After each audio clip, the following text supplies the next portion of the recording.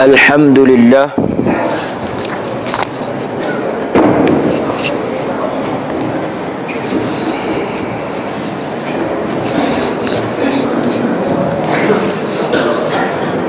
Alhamdulillah Rabbil Alamin, wassalatu wassalamu ala ashrafil anbiya'i wal mursalin wa ala ahli baitihi wa ala azwajihi wa ala zurriyatihi wa ala ashabihi ajma'in. Asyhadu an la ilaha illallah wahdahu la syarika lah wa asyhadu anna Muhammadan abduhu wa rasuluh. Amma ba'd. Tuan-tuan, malam ini kita sambung balik bacaan kitab kita Asyratus Sa'ah, tanda-tanda kiamat. Kita masih lagi dalam Asyratus Sa'ah As-Sughra. Asyratus Sa'ah As-Sughra, tanda-tanda kiamat yang kecil.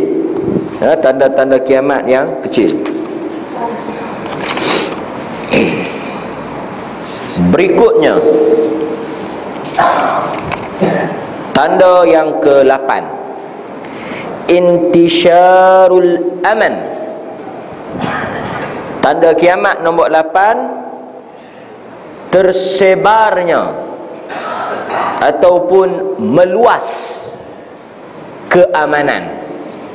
Rasa tenang, rasa aman, tak ada peperangan, tak ada perbalahan, tak ada pembunuhan, tak ada benda-benda yang orang kata apa, masalah. Yang ni berlaku di seluruh dunia. Maknanya, sebelum berlakunya kiamat, akan ada suatu zaman ketika yang keseluruhan tempat di dunia ini tersebar perasaan aman. Maknanya waktu tu orang tak bimbang dah dengan mencuri, orang tak bimbang dah nak tinggal rumah tak tutup pintu, orang tak bimbang dah anak umur 5-6 tahun nak berjalan keluar, orang tak bimbang dah ada orang nak kena rogol, orang tak bimbang dah ada orang nak kena bunuh, orang tak bimbang dah ragut dan sebagainya. Tak ada. Boleh main masjid, tinggal motor, tinggal kereta, dikunci tinggal di kereta, tak ada masalah. Akan sampai zaman itu, sebelum berlakunya kiamat. Intisyarul aman. Tak tutup pintu pun tidur malam, kan? Tak ada bank-bank pun, semua orang simpan duit di rumah. Duit pun rontak begitu ya. Tabung-tabung masjid pun tak kunci ya. Intisyarul aman. Sehingga ketika itu demikianlah suasananya. Tidak ada yang dizalimi, tidak ada yang ditindas, tidak ada yang difitnah, tidak ada yang dihukum tanpa kebenaran. Kesemuanya berlaku dengan adil. Yang berhak dihukum, dihukum. Yang berhak dibela akan dibela. Siapa yang patut mendapat haknya, diberikan haknya. Sesiapa yang tak berhak untuk mendapat apa yang menjadi haknya, dia tak akan dapat. Semua orang merasa tenang, bahagia dan adil. Itu kata Nabi, tanda kiamat. An Abi Hurairah radhiyallahu anhu. Mari kita tengok. Daripada Abu Hurairah radhiyallahu an, kata dia, qala Rasulullah sallallahu alaihi wasallam, telah bersabda baginda Nabi sallallahu alaihi wasallam. Kata Abu Hurairah, Nabi sebut, la taqumus sa'ah hatta yasira ar-rakib baina al-Iraq wa Makkah la yakhafu illa ad-dalal at-tariq. Ni yang saya kata tadi ni, yang tak percaya tu. Nabi kata, tidak akan berlaku kiamat sehinggalah kamu menyaksikan dengan mata kepala kamu sendiri ada orang yang berjalan daripada Iraq. Dia mai daripada Iraq. pergi menuju ke Mekah. Tidak ada apa pun yang menakutkan dia illa dhalal, melainkan takut sesat. Ini kata Nabi. Dekat nak kiamat nanti hampa akan tengok manusia mai daripada Iraq. Iraq ni tuan-tuan tahu di mana? Tak payah duk terang. Mekah tuan-tuan tahu mana? Maknanya kawan tu yasira ar-rakib, dia naik kenderaan. Sama ada dia naik kenderaan biasa, kenderaan unta, kereta ke, kapal terbang ke apa, dia tak takut. Maknanya dalam perjalanan tu dia tak bimbang orang nak ragut dia, dia tak bimbang orang nak bunuh dia, rompak dia, rogol dia, dia tak bimbang. Orang nak colek dia, dia tak bimbang. Yang dia takut, kata Nabi, dalalat tariq, takut tersesat jalan. Lah apa ni? Bukan kata Mekah pergi Iraq, Iraq pergi Mekah. Kangak pergi Iraq pun tak ni. Kan? Semua nak kena berteman. Malam-malam tak berani keluar. Kan? Tapi kata Nabi, kamu akan saksikan benda tu. Kan? Tidak ada apa-apa yang akan ganggu dia. Dan ketika dia jalan tu, dia tak fikir dah barang dia ke, dia tak fikir apa dah. Semuanya tenang. Sekarang kita pergi Mekah, duduk dalam Masjidil Haram, dalam kawasan Kaabah, tempat yang orang duk tawaf pun mata duk liak. Tahu liak? Sambil duk tawaf, duk perhati back, duk perhati kiri kanan ni. Sambil duk tawaf, duk liak. Sambil duk tawaf tu pun duk ni, duk kecemah. Kok sagi mai seluk, kok sagi mai curi. Kira duduk lemah perut situ. Sagi ada orang mai dekat duk tengok lain macam. Ini tengah duk buat ibadah ni. Tengah semayang pun takut. Sagi mai kawan tu kan, dia letak beg depan, letak telefon depan, kan. Rokok dia panggil bangkung tengok. Sujud pun duk boleh tengok ha. Sekarang, keadaan sekarang, kan. Orang perempuan pun bawa beg lah, takut tak tengok dah. Curi rata ceruk, masuk main ambil lagu tu dalam semayang. Kan? Tambah masjid-masjid pun tengok. Ni LCD bubuh macam pagak apa ni. Kan? Tu pun balas. Kita tak rasa aman. Tapi kata Nabi, sebelum kiamat kamu akan rasa benda itu. Ha? Wa hadza qad waqa'a fi zaman as-sahabah radhiyallahu anhum wa dhalika hinama 'amma al-islam wa 'adlul bilad allati fattaha al-muslimun. Benda ni berlaku ataupun tidak? Telah berlaku. Penulis kitab kita kata wa hadza, benda ni, perasaan tak takut bimbang ni, qad waqa'a, telah berlaku. Bila? Fi zamanis sahabah, pada zaman pemerintahan sahabat. Ketika itu amal Islam, keadilan Islam, kerahmatan Islam telah tersebar ke seluruh tempat yang mana orang Islam sampai, menyebabkan orang yang jahat takut nak melakukan kemaksiatan, orang yang baik hidup dalam keadaan tenang. Benda ni dah berlaku. Orang tak berani nak buat jahat ketika zaman sahabat. Dan sebab itu kalau kita baca di zaman sahabat, di zaman Nabi sendiri, kes hukuman hudud yang Nabi laksanakan cukup susah untuk kita baca. Bahkan dalam sejarah sebut hanya ada 3-4 kes yang Nabi rejam. Hanya ada 3-4 kes yang Nabi potong tangan. Sepanjang kehidupan Nabi itu, selama berpuluh tahun, hanya ada beberapa kes saja.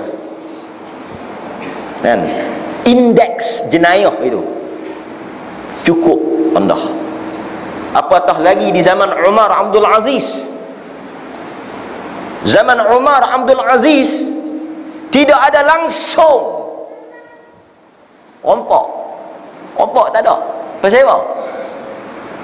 Pasal apa rompak tak ada, curi tak ada? Semua kaya. Sehingga orang yang nak menerima zakat tak ada. Maknanya bila orang yang nak terima zakat ni tak ada, apa yang kita faham? Golongan yang nak terima zakat, 8 golongan itu tak ada. Sehingga duit zakat lebih. Maknanya semua orang kaya. Dah kaya nak curi buat baik. Dan benda ini disebut oleh para ulama sekali lagi akan berlaku. Sebab tanda kecil kiamat ni dia boleh jadi dah, lepas tu jadi pula. Dia boleh 2-3 kali. Yang jadi sekali ya tanda besar.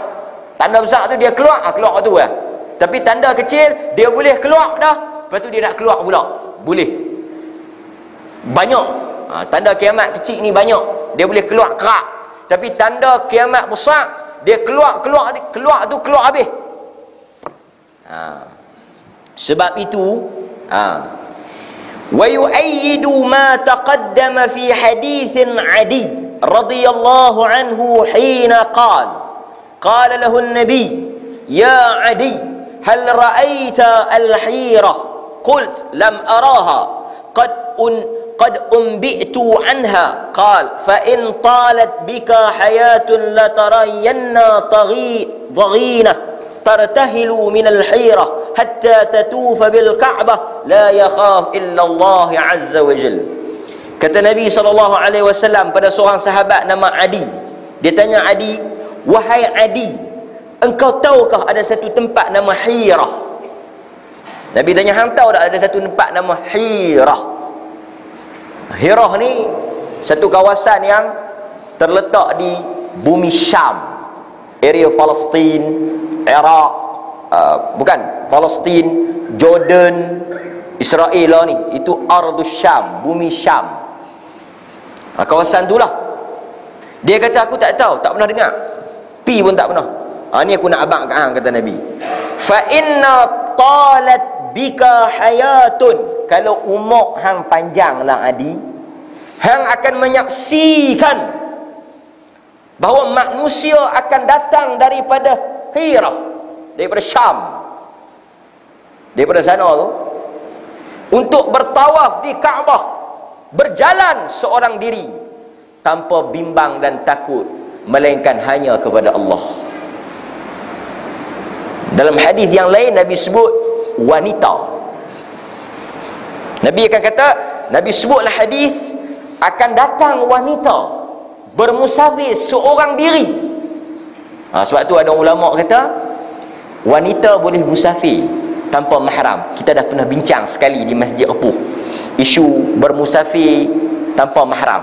Sebab ada hadis yang kata Nabi sebut di akhir zaman sebelum kiamat akan ada wanita bermusafir seorang diri daripada Syam nak mai buat haji. Dia tak bimbang ada orang nak buat jahat kepada dia, melainkan Allah Azza wa Jalla. Sebab tu kata ulama, kalau wanita itu dia bermusafir, selamat daripada fitnah, selamat daripada bahaya, dia seorang diri pun tak apa. Sebab Nabi kata benda itu akan ada. Ini khilaf lah, kita dah bincang. Tapi nak habaknya begitu aman. Kita lah nak lepas anak kita naik bas, nak lepas anak kita naik kenderaan pi Kuala Lumpur ke pi, kita takut, bimbang. Wa sayakunu dhalika fi zamanil mahdi wa Isa. Dan benda ini, zaman ini akan sekali lagi terjadi pada zaman Al-Mahdi dan juga Nabi Isa. Ini benda ni kita akan rasa kalau umur kita panjang, kan? Zaman Nabi Isa memerintah bersama dengan Al-Imamul Mahdi, suasana ini akan berlaku. Suasana orang tak bimbang orang buat jahat. Suasana orang tak takut. Tak takut. Itu tanda kiamat. Dan benda ini telah berlaku dan akan sekali lagi berlaku. Kan? Lah ni kita tuan-tuan takut. Rumah mana ada tak buat keselamatan, CCTV, buh pagar apa semua, kan? Sebab kita bimbang, takut. Dan takut ni ujian lah. Ujian. Walanabluwannakum bisyai'in minal khauf. Tuhan kata ujian yang kami akan beri pada manusia, perasaan takut. Ini ujian. Dan Seterusnya, nombor 9, zuhurin nar al-Hijaz, keluarnya api daripada Hijaz. Hijaz ni di mana? Hijaz ni kalau tuan-tuan dengar orang sebut bumi Hijaz, maksudnya Saudi. Hijaz ni Saudi lah ni, atau lebih tepat Saudi ni dia banyak. Saudi ni Mekah, Madinah, Taif, banyaklah negara-negara bandar dia lah tu kan. Kerajaan Arab Saudi. Bumi Saudi itu disebut dengan bumi Hijaz. Atau lebih tepat lagi, Hijaz ini merujuk kepada Makkah dan Madinah. Apa dia ni keluar api Hijaz ni? Saya dah cerita. An Abi Hurairah radhiyallahu an anna Rasulullah sallallahu alaihi wasallam qala la taqumu as-sa'ah hatta takhruja an-narun min ardil Hijaz tudhi'u a'naqa al-ibil bibusra. Hadis yang diriwayatkan oleh al-Imam al-Bukhari dan juga oleh al-Imam Muslim. Kata Nabi, tidak akan berlaku kiamat sehinggalah keluar atau terbitnya api di bumi Hijaz, sehingga api-api itu akan keluar dengan begitu banyak, sehingga kamu boleh melihat di leher-leher unta itu merahnya api. Penuh kawasan Hijaz tu.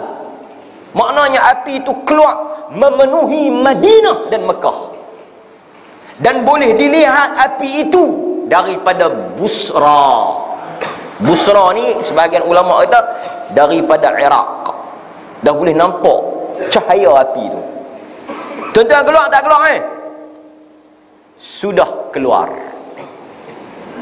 Sebab itu kalau tuan-tuan perhati Madinah, tuan-tuan perhati Madinah, kawasan bukit Madinah tu, kalau tuan-tuan pergi berkesempatan buat umrah ni kan, saya ceritakan ada satu muzium baru buat. Muzium ni orang tak pernah pergi lagi dan orang tak pernah bawa. Muzium Kesenian Madinah. Dia muzium ni Saudi buat macam apa dia tu yang KLCC yang kita pergi tengok, macam apa minyak apa tu dia buat replika tu apa? Dia panggil apa? Petrosign. Dia buat apa tu replika. Dia panggil replika lah kan. Dia buat bukit, lepas tu dia buat orang kecil-kecil tu. Yang kita boleh pergi tengok dia macam contoh benda tu. Replika tu. Depa buat. Arab ni dia lembab sikit kan. Orang buat lama lah, depa pun nak buat kan. Banyak benda depa ni duit banyak tapi dia otak depa tu lambat sikit kan. Depa buatlah. Depa buat macam mana rumah Nabi. Depa buatlah bentuk-bentuk tu. Lepas tu salah satu yang menarik dalam muzium tu, tahu depa buat apa? Depa buat bandar Madinah dan depa buat lampu nak cerita tentang keluarnya api tu. So api ni dah keluar. Api ni dah keluar. Bukti kata api tu besar dan dah keluar. Tuan-tuan perhati tengok. Ini orang Madinah tersebut, kajian dia buat. Salah satu nama yang Nabi bagi dekat Madinah ni, asal dia Yathrib, tapi Nabi tukar buh Madinah. Lagi nama Madinah lagi apa dia? Tayyibah atau Tabah. Ini nama Madinah. Satu lagi nama Madinah, ma baina lababataiha, negeri yang terletak di antara dua batu hitam. Kalau tuan-tuan perhati, masa tuan-tuan on the way daripada Mekah nak masuk Madinah tu, kiri kanan bukit Madinah tu, kesemuanya ketui batu hitam. Perasan tak? Dia kata memang ustaz kelam, gelap. Hang lena. Memang gelap lah. Dia kata bukan batu ya, langit pun gelap. Dia lena lembah. Orang suruh mangkit tengok. Kiri kanan tu perhati tengok. Ketua batu semua hitam. Itu kesan terbakar daripada api ni. Sebab itu nama bandar Madinah tu yang kita baca, ingat tak? Hadis di Masjid Gay yang Nabi kata dekat orang yang berjimak tu, hang pergi cari orang miskin di Madinah. Laki-laki tu kata apa? Tidak ada orang yang lebih miskin di tempat antara dua batu hitam ni. Maknanya Madinah lah. Tapi dia guna nama lain di antara dua batu hitam. Sebab Madinah tu keliling dia batu-batu hitam. Dan dalam penerangan oleh, dia panggil muzium ni, dia panggil kurator, ahli muzium tu, dia kata api tu keluar daripada macam gunung berapi tu, lahar tu, dan membanjiri Madinah. Dan kesan api itu boleh dilihat pada batu-batu sekarang hitam terbakar. Maknanya api ni dah keluar. Dia ada satu lagi api tau, iaitu api yang paling besar tu, yang akan keluar daripada Yaman. Itu tanda kiamat besar. Ni tanda kecil. Tanda kiamat besar nanti kita akan baca. Api itu akan keluar daripada Yaman, daripada Bukit Aden. Bila api itu keluar, dia hambat habis orang, sehingga satu tempat manusia berkumpul semua. Tapi ini dekat nak habis nanti. Tapi yang kita cerita ni api yang keluar di Hijaz. Api ni dah keluar. Dan orang yang belajar sejarah Madinah, sejarah Mekah, dia pun akan baca benda ni. Tuan-tuan pergi Mekah nanti, tuan-tuan boleh pergi muzium ni, muzium di Madinah kan? Dia akan tunjuk api tu keluar macam mana. Dia buat lampu lah. Dia buat lampu, api tu keluar, lepas tu terbakar habis. Semua kena. Nampak? Dah keluar. Boleh pergi tengok. Sehingga Al-Imam An-Nawawi dia cerita, dia kata apa? Kharajat fi zamanina narun bil Madinah. Ni kata Al-Imam An-Nawawi. Al-Imam An-Nawawi kata telah keluar api ini fi zamanina, pada zaman kami, zaman Imam Nawawi. Imam Nawawi ni zaman dia bila? Dia mati 676. Maknanya kurun kelima, kurun keempat. Kan? Kurun kelima. Dia kata telah keluar api ini di mana? Di mana? Bil Madinah. Di Madinah. Sanah 54 wa 600. Iaitu pada 654 Hijrah. Api ini keluar 654 Hijrah. Ini apa yang direkodkan oleh Al-Imam An-Nawawi, bukan Azni Nawawi. Imam Nawawi ni ulama tarikh yang kita duk baca kitab dia tu, Riyadhus Salihin tu, Al-Azkar. Dia kata keluarlah 654 Hijrah. Wa kanat naran 'azimah jiddan. Kata Al-Imam An-Nawawi, api itu cukup besar sehingga kan apa? Di kiri dan kanan, timur dan barat Madinah itu dipenuhi api tersebut.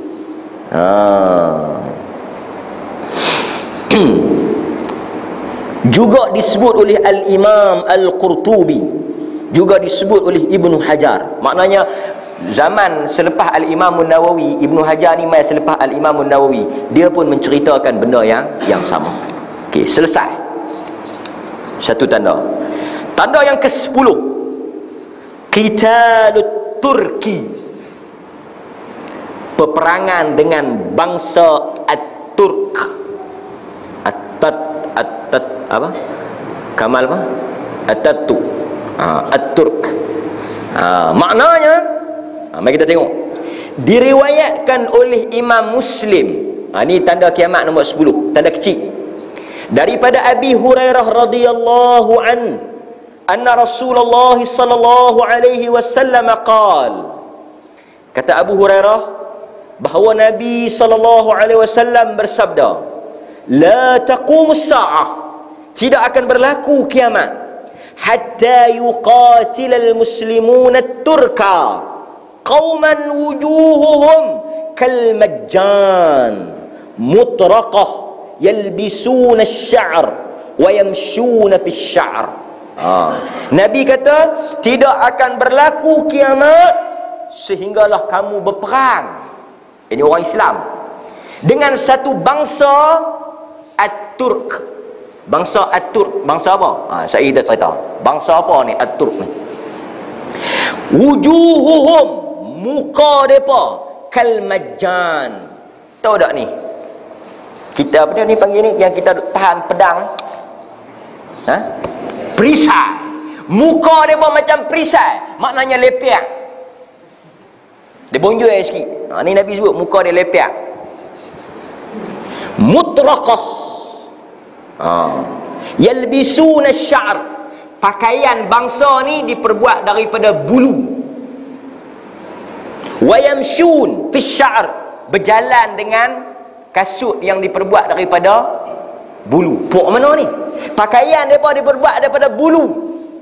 Kasut depa pun diperbuat daripada bulu. Muka depa ni muka jenis lepiak. Kita Melayu tak, kita jenis apa? Mari kita tengok lagi. Diriwayatkan oleh Imam Bukhari, tidak akan berlaku kiamat sehingga kamu berperang dengan satu kaum yang kasut mereka diperbuat daripada bulu. Mata mereka, mata dia apa? Sigharul a'yun, sepek. Mata sepek ni, tulis dia punya ciri-ciri dah. Baju berbulu, kasut buat pada bulu, muka lepiak, mata sepek. Bangsa ni himrul wujuh, nak putih merah-merah. Dulful unuf, hidung penyek, hidung kembang, dia tak hidung tinggi. Ka'anna wujuhuhum maljan mutraqah, seperti mana perisai. Hidung penyek, muka sepek. Bangsa mana ni? Saya dah tengok. Ya. Disebut oleh Al-Imam An-Nawawi rahimahullahu ta'ala, bangsa ini adalah golongan, tuan-tuan tegak mana? Depa ni satu dapat dikesan oleh radar. Pok ni kita boleh tengok darah radar. Depa duduk di, kita ada negara sejuk. Ni saya nak buat teka-teki ni. Berdasarkan pada kelu Nabi berbulu, kasut berbulu. Ini pok duduk tempat sejuk. Mesti daripada tempat sejuk.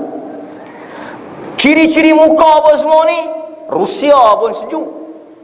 Satu lagi sejuk, mana? China. Okey. China ada Rusia. Boleh jadi Rusia, boleh jadi China.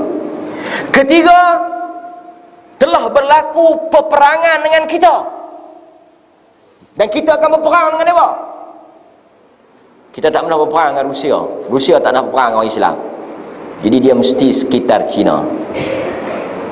Siapakah pok ini yang telah berperang dengan kita dan mempunyai sifat-sifat ini? Kata Al-Imam Nawawi, golongan ini dikenali dengan nama Tatar. Bisa dengar tak bangsa Tatar? Tak pernah dengar. Pok inilah yang telah meruntuhkan kerajaan Islam yang terakhir, yaitu pemerintahan Abbasiyah, yang mereka masuk hancur kota Baghdad, cerah mereka bunuh, yaitu tentera Tatar di bawah pimpinan Genghis Khan. Genghis Khan, bisa dengar? Bukan Shah Rukh Khan. Genghis Khan. Sebab kata ulama, semua ciri-ciri yang Nabi habaq duk ada kat dia. Genghis Khan ni belah mana? Ni Altan Tuya kenal? Altan Tuya kenal? Geng Altan Tuya lah ni, Mongol. Betul tak mereka duduk dekat China? Tempat mereka sejuk. Biasa pergi tak Mongolia? Tengok pakaian mereka macam mana? Pakaian berbulu. Dan tengok tak muka-muka geng Mongolia, muka macam mana? Dan yang paling penting sekali, mereka pernah berperang dengan orang Islam sehingga jatuhnya kerajaan Abbasiyah. Tapi tuan-tuan, hebat Allah Ta'ala, Akhirnya pok-pok ini masuk Islam kesudahnya. Sudahnya cerita dia pun masuk Islam. Itu di belah tu banyak orang Islam kan, yang dia masuk mai Cina sikit, belah Mongolia tu orang Islamnya. Tapi pok ni tak ada tamadun langsung. Depa ni tahu dia barbarian, biasa dengar barbarian, pok barbarian, bukan Conan tu. Pok yang jenis pakai bulu, yang kira hidup depa ni bulu. Depa tak ada diplomasi. Hang nak pergi bincang ni, macam mana hang nak bagi kami ke, hang tak mau bagi. Tak, depa tak ada dah. Depa kira masuk, sehingga diriwayatkan ketika mereka masuk kota Baghdad itu, lautan sungai. Tahu tak sungai yang Nabi kata sungai ni bersambung dengan sungai dalam syurga. Sungai di Iraq tu, kota Baghdad itu bersambung dengan sungai di syurga, yang depa kata satelit boleh tengok dua sungai tu. Sungai dalam bahasa Arab dia panggil Furat, Dajlah. Dua sungai ni bersambung dengan syurga. Satu lagi sungai tu Furat dengan Dajlah, sungai besar di Iraq. Orang putih panggil Euphrates dan Tigris. Cuba search dalam Google ni, dia tengok dia punya sungai tu. Sungai tu bertukar air dia jadi color merah, darah orang Islam. Dan kota Baghdad ketika itu kota ilmu, ulama banyak, buku banyak. Satu darah penuh sehingga air itu jadi air merah, satu lagi bertukar menjadi hitam. Depa himpun semua ilmu-ilmu. Depa tak tahu bab-bab ilmu ni, depa tak tahu kata nilai ilmu ke apa. Depa campur habis dalam sungai, sehingga dakwat itu bertukar menjadi air sungai. Bangsa ni dan manusia yang telah khianat buka pintu kota Baghdad, yang bagi mereka masuk, musuh dalam selimut, gunting dalam lipatan, adalah satu orang nama dia Ibnu Al-Qami, menteri kerajaan Abbasiyah ketika itu. Dialah yang bertanggungjawab buka kota Baghdad, pintu dia untuk Genghis Khan masuk. Dan orang ini berakidah Syiah. Ini disebut dalam sejarah. Tuan-tuan boleh baca dalam kitab Al-Imam Ibn Kathir, sebut benda ni fakta jatuhnya kerajaan Islam Abbasiyah ketika itu. Akhirnya mereka ni masuk jadi orang Islam. Bila mereka ni masuk, mereka ni pula buat kerajaan nama Mamluk. Ini cerita sejarah panjang, tapi maknanya nak habaknya telah berlaku. Jadi bangsa Turk ni Tatar, pok ni duk ada lagi. Seterusnya nombor 11, tanda kiamat yang berikutnya, Qitalul Ajam, peperangan dengan bangsa Ajam. Bangsa mana pula ni? Ajam ni mudah yang selain daripada Arab. Dia ada dua tau. Satu Arab, satu lagi bukan Arab. Bukan Arab dia panggil Ajam. Kita ni Ajam lah. Tak, kita Melayu. Dah betul lah Melayu, tapi dia kira bukan Arab, non Arab. Non Arab maksudnya Ajam. Tapi kita tak payah duduk kalut lah. Ajam ke Arab ke, Tuhan bukan tengok nak masuk syurga. Dia bukan isi borang, ada race. Masuk syurga ni apa nationality, apa race, dia tak tanya. Sebab itu Nabi sebut pada orang Arab, Nabi sebut pada orang Arab, la fadlal a'rab 'alal ajam. Tak ada beza antara Arab dengan Ajam. Pasal Arab ni dia sombong dia cukup tinggi. Dia sombong dia cukup tinggi. Kan? Kadang-kadang kita bila pi, orang Melayu ke orang bukan Arab ni, bila masuk di kedai-kedai depa ke, di tempat-tempat depa ke, tambahlah dengan kalau kita ada masalah apa ke, dia kalau orang dia dia cukup layan. Kita tu dia pandang macam tak ada mata. Tu bukan Islam, Arab. Jangan salah faham lah. Arab ni dia ada X sikit. Dia ada sombong lagi. Tapi tak tahu mana pun. Sehingga tak tahu apa dia ni, Maulana Abul Hasan Ali An-Nadwi, dia orang India. Dia kata satu perkataan sengak orang Arab. Dia kata satu perkataan tu sangat. Maulana Abul Hasan Ali An-Nadwi ni orang Lucknow, India, ulama besar. Dia kata apa kat orang Arab?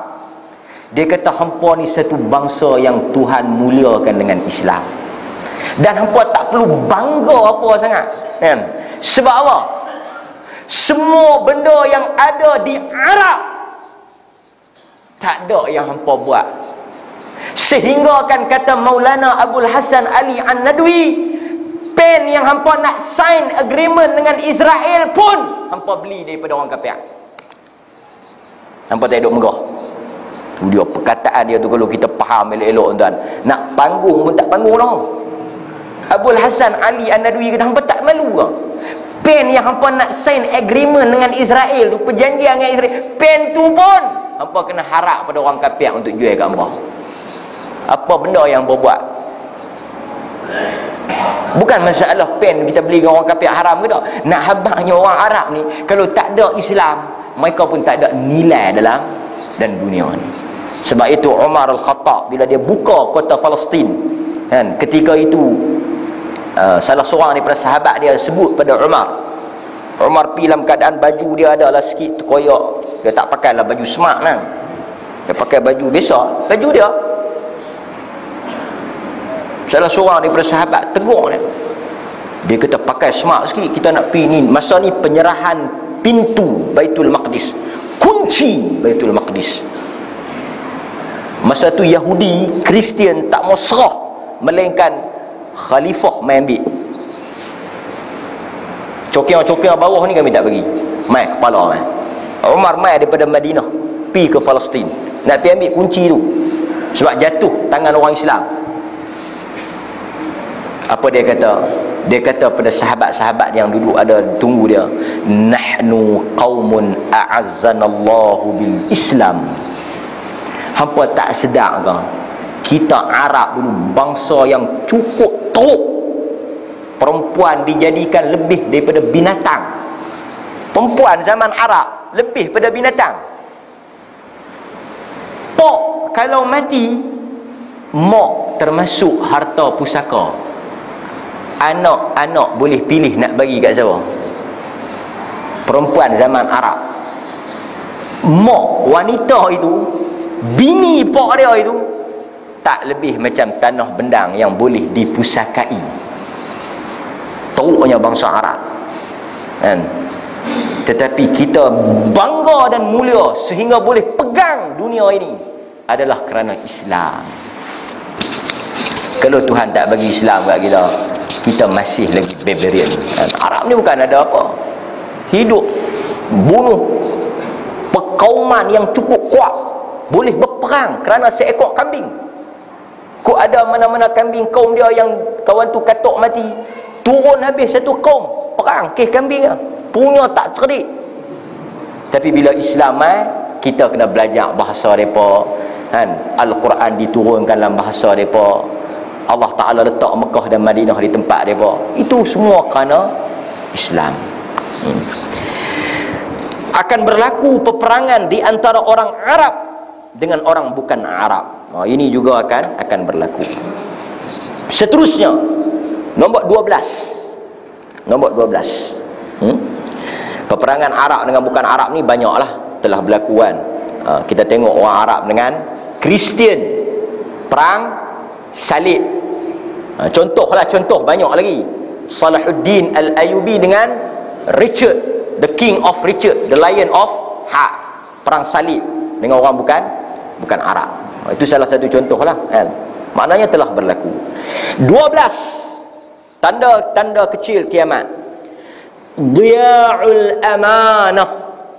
Kamu akan melihat amanah dikhianati. Maknanya berlaku banyak khianat, kecoh, kan? An Abi Hurairah radhiyallahu anhu qala Rasulullah sallallahu alaihi wasallam, daripada Abu Hurairah radhiyallahu an, kata dia, satu ketika datang seorang lelaki bertanya kepada Nabi, matas sa'ah, kiamat ni nak jadi bila? Ketika tu Nabi tengah mengajak Nabi tak peduli. Nabi teruskan mengajak, kata Abu Hurairah. Kawan tu dia duk perasan kot Nabi tak dengar. Dia ulang balik. Matasah. Bila kiamat? Nabi mengajak. Dia ulang kali ketiga. Matasah. Daripada jauh. Kiamat bila? Soalan dia. Lepas tu dia tengok Nabi tak jawab, tak peduli dia belah balik. Bila dia pusing nak keluar daripada majlis tu, Nabi panggil dia. Nabi kata, hang kau yang bertanya bila kiamat? Idza duyyi'atil amanah fantadhiris sa'ah. Jawapan Nabi kepada dia yang menjadi dalil dalam bab ini, apabila amanah dikhianati, maka berlakulah kiamat. Dia tanya balik, kaifa idha'atuha ya Rasul? Apa maksud amanah dikhianati? Qal, jawab Nabi, idza usnida atau idza wussida al-amr ila ghairi ahli. Maksud khianat pada amanah apabila kamu melantik orang yang bukan ahli. Tak kira bab apa pun. Bab kapal terbang pergi panggil syekh mai bercakap. Tak betul ya? Bab agama panggil artis mai bercakap. Duk berlaku ni. Dan yang duk ulas tu bukan orang yang bidang dia. Dulu Lahad Datu, kes pencerobohan. Kita tanya dia berapa tahun dalam militeri, pangkat apa? Dia tetap penuh askar, tak ada pangkat apa. Tu saya dah bawa di channel. Wi hang sembang kemah. Ulas tu. Kita kadang-kadang ni pengulas tak betul kan? Macam orang main bola, duk di grandstand. Awak dia tak masuk, awak dia tak ambil. Hang main pasukan. Dia kata saya tak pernah main bola. Tu dia. Bola tak pernah main. Tapi nak ulas. Hari ni semua nak ulas, nak bercakap. Radar tak radar, transponder sebut pun tak kena, koresponden. Ada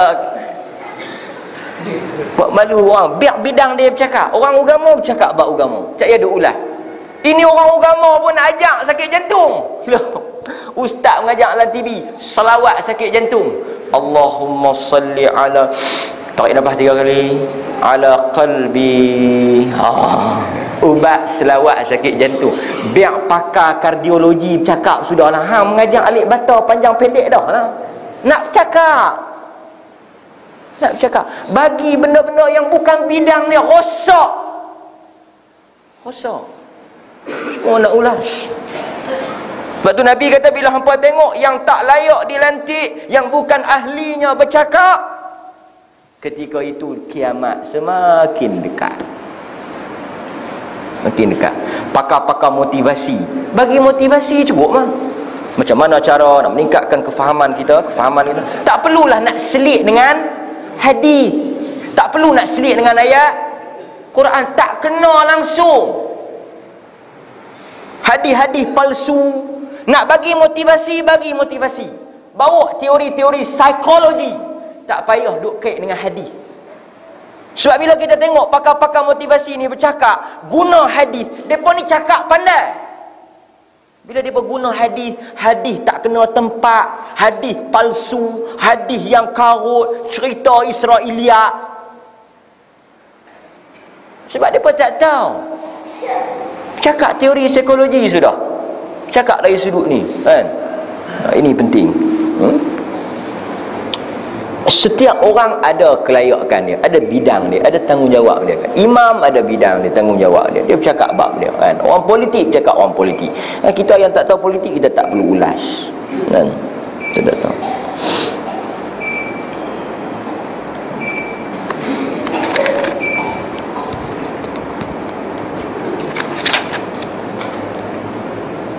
Dan hadis yang terakhir kita tengok malam ni, sebelum kita azan, hadis Amru bin As.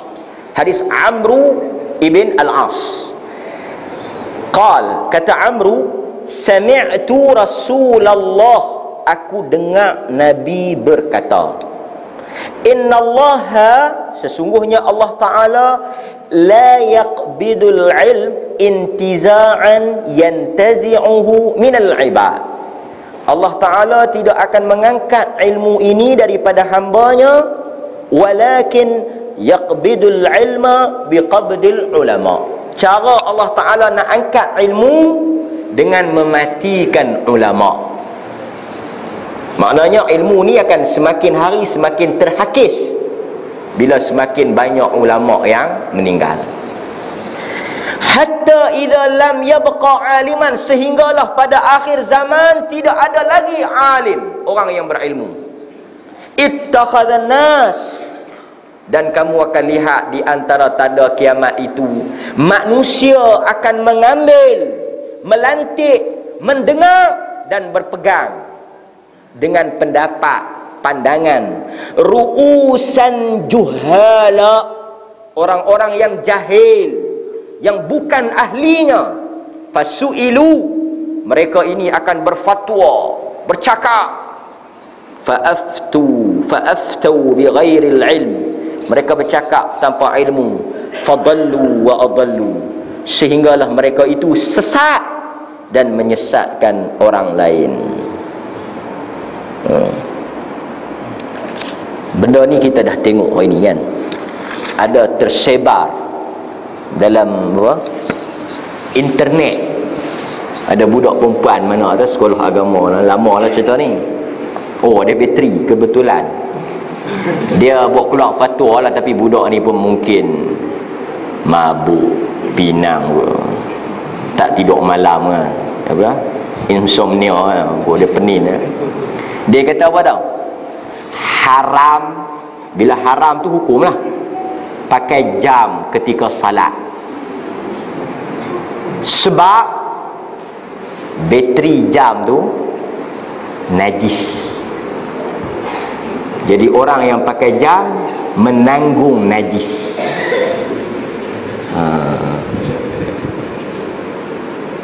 Mamat mana pergi cerita kat dia kata dalam ni najis ni? Yang dia boleh, tapi dia bercakap. Tuan-tuan, dan video ini tersebar, dan penampilan dia tu macam, tanyalah 3 ustazah. Orang awam yang tak ketahuan hujung pangkai dengar, percaya. Lah ni tuan-tuan, bukan payah nak dalil Quran hadis, Mastika pun hujah. Tu majalah paling karut dalam Malaysia. Yang tu pun orang kita boleh beli, baca, percaya, dan dijadikan hujah. Nampak? Orang dah tak peduli dah. Apa dia main mana, keluar apa, punca apa, ni kita bimbang. Tapi kita tak heran sebab tanda kiamat kan? Yang tak betul bang pun nak bang juga. Bukan Tok Bilal ni pas, lulus. Bukan pas. Bilal ni okey dak, saya nak ceritanya. Tok Bilal tegur tak mau nak dengar. Kan Tok Imam Tok Bilal ni bila orang pi tegur kan, orang pi berkata tak betul tu, tawaduk-lah. Ni dah dia bang pun tak betul. Ni laporan tau. Bang pun tak lepas, pi isi borang nak jadi imam. Kita tegur, tertegur sikit, tak mau main kelas. Tapi kan wabillahi taufiq wal hidayah. Kita bagi laluan pada azan, kita jawab soalan insya-Allah taala. Sebelum saya jawab, ada 2-3 soalan. Saya nak bagi clearance sikit, nak bagi penjelasan sikit. Tuan-tuan, SMS sistem kita yang tuan-tuan bagi nama, yang tuan-tuan sumbang, malam ni malam terakhir, kita akan buat pembayaran pada pihak yang akan sedia server sistem tu malam ni. Jadi orang yang dah bagi nama dan dia tak dapat lagi sistem SMS maklumat kita tu, maksudnya sistem tu tak on lagi. Yang duk dapat sebelum ni adalah orang yang bagi nama dalam sistem lama. Yang sistem baru yang tuan-tuan bayar ni, duit tu masih kita kumpul. Malam ni tuan-tuan tengok ada tabung tu kan. Malam ni kita akan bayar dengan server, dan kita akan masukkan nama-nama yang baru. Jadi selepas ini, nama-nama yang baru dan nama-nama yang lama yang telah mendaftar dan baru mendaftar akan dapat SMS yang terkini. Lepas ni kita punya SMS tu macam yang tuan-tuan dapat daripada Celcom, daripada syarikat-syarikat tu kan, yang dia ada nombor 6636, nombor-nombor tu kan. Peringatan-peringatan tu kita akan pakai sistem itu. Di samping itu kita juga akan gantung dan letakkan banner di masjid-masjid yang kita mengajak. Kita namakan malam bila, minggu ke berapa, kitab apa. Kita akan gantung di setiap masjid yang kita pergi. Sebab masjid yang kita buat, dia tak penuh, dia berselang-seli. Jadi masjid yang kena minggu pertama dengan minggu ketiga, kita akan nyatakan masjid ni kita main minggu pertama dengan minggu ketiga, masjid ni minggu kedua dengan minggu keempat. Itu pun kita akan letak. Semua ni usaha untuk bagi tuan-tuan dapat information, maklumat yang jelas. Kalau kata tak mai juga, jawab sendirilah dengan Tuhan. Banner pun orang gantung, SMS pun hantar, duk tak tahu juga. Tak tahu nak abang.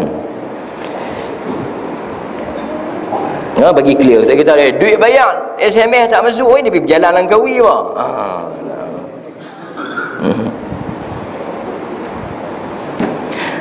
Apa hukum orang Islam yang menggantung doa di dinding dan pokok macam yang dilakukan oleh orang bukan Islam dalam kes MH370 kan? Ada mereka buat macam pray for, doa untuk. Tak apalah, kita memang disuruh berdoa. Wa iza sa'alaka ibadi anni fa inni qarib ujibu da'watad da'a idza da'an falyastajibu li wal yu'minu bi la'allahum yarshudun. Tuhan kata bila mereka bertanya tentang aku, katakan aku dekat dengan mereka. Doa kepada aku. Hadis very clear. Riwayat Abu Daud, man tashabaha biqaumin fahuwa minhum. Siapa-siapa yang tiru amalan sesuatu kaum, dia masuk puak tu. Gantung doa, gantung hajat ni zaman Nabi ada dah. Orang Arab gantung di pokok. Nama pokok tu Zatu Anwat, pokok tempat gantung hajat.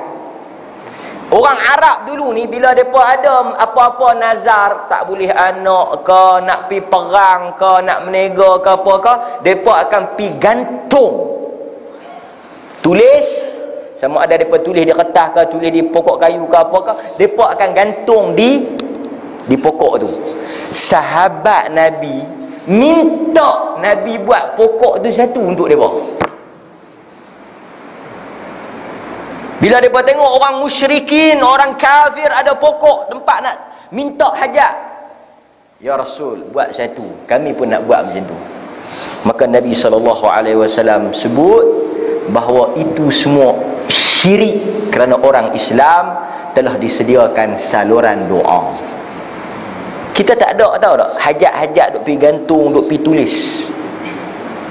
Tapi orang kita ni dia tak kira, dia kira orang buat. Dia ikut tanda kiamat. Nombor apa tau? Lattaba'un sunan man kana qablakum. Umat aku akan ikut orang Yahudi dan Kristian selangkah demi selangkah. Sekiranya mereka masuk, terjun ke dalam lubang da', hujratid da', lattaba'tum, kamu akan terjun. Di pasaraya kita tahu mereka buat satu pokok, tulis semoga berdoa, doa apalah, semoga selamat, pergi gantung, pergi tulis. Kita tak payah terlibat, kita doa cara kita, doa cara kita. Kita ada doa, tak payah ada tiru kan?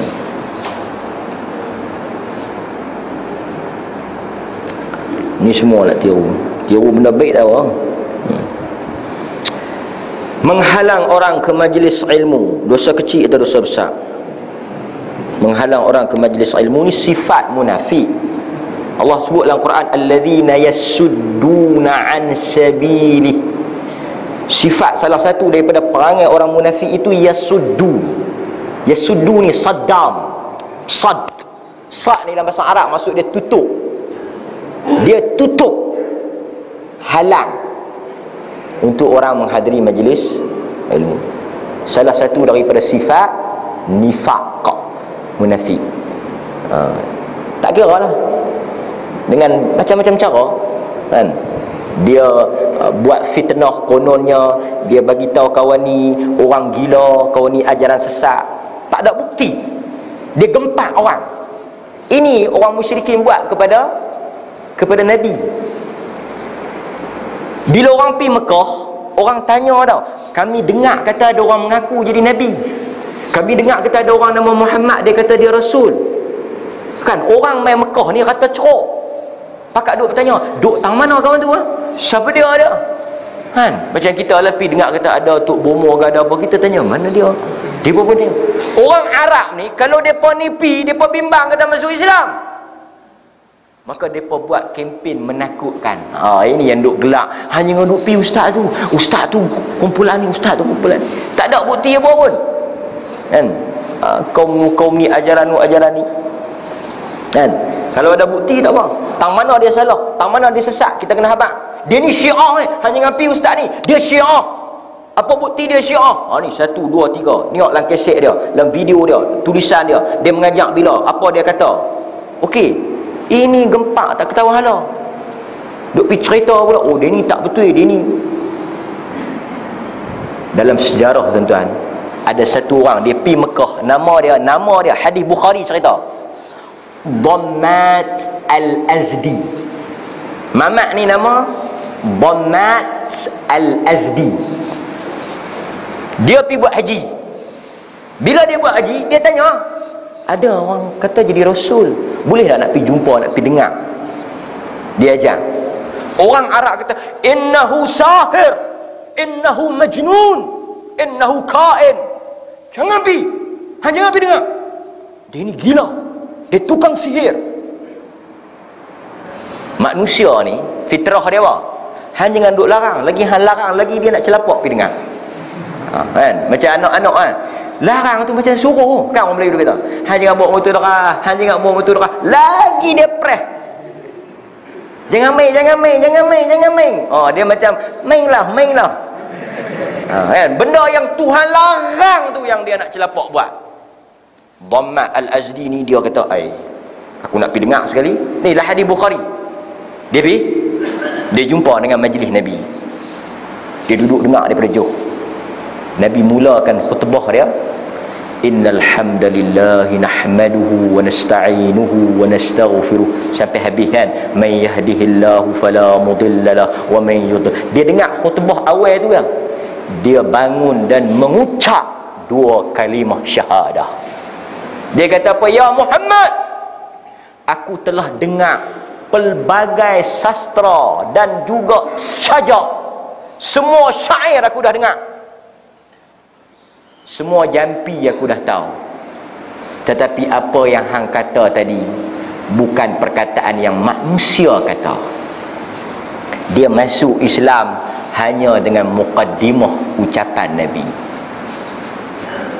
Dan sebab itu dalam Quran kata apa? Yuridu liyutfi'u nurallah biafwahihim. Mereka cuba untuk menutup cahaya agama Allah dengan mulut-mulut mereka. Tapi Allah kata apa?